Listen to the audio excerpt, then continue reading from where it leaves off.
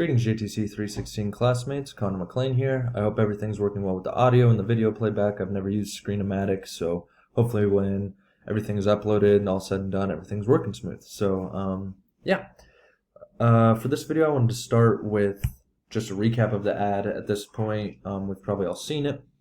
There's kind of the gender roles of the housewife who's tired of cleaning when all of a sudden Mr. Clean shows up, and they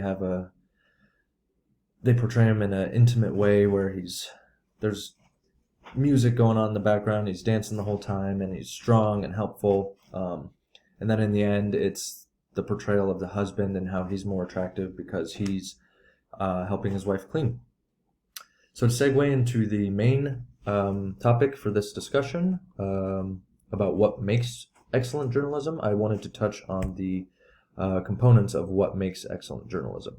So we have context, complexity, voices, authenticity, and proportionality. The context of this ad was, in my opinion, it was a suburban setting. There was the forced gender roles of the wife, who was the cleaner and the homemaker, and then her husband.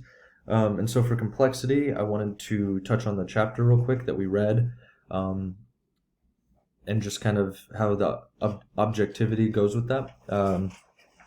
And so on page 89, they reference a study from the Global Media Monitor Project, where women are 3 times more likely to be portrayed in the news as victims over men. Along with that, women are more often portrayed as homemakers and caretakers, and were identified according to family status, and I think that is shown here.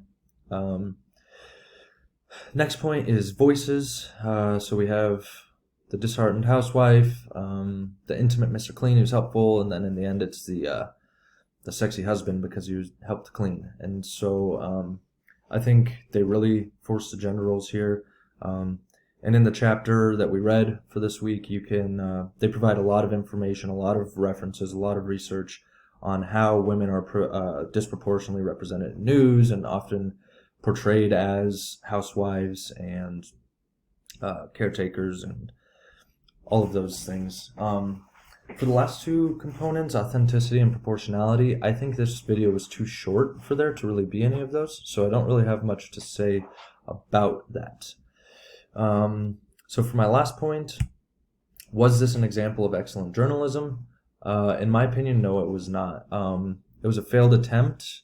In the chapter they referenced the Dove campaign, where they reached out to women and took surveys, and they really didn't force gender roles. They just represented that beauty can be anything, and I think that is a great way of excellent journalism. I think that is a great approach to it, whereas this Mr. Clean ad was not.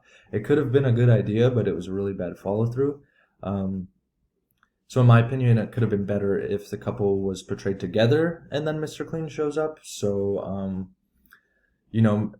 at the bottom there you can see that I wrote, could have used both parents tackling children's mess. So maybe around the house they're tired of cleaning all the time because their kids are always making messes, and then Mr. Clean's abilities can impact them both on the same level, rather than it just being the woman tired of cleaning, fit into that mold of a housewife, and then the husband is all of a sudden attractive because he helped her clean.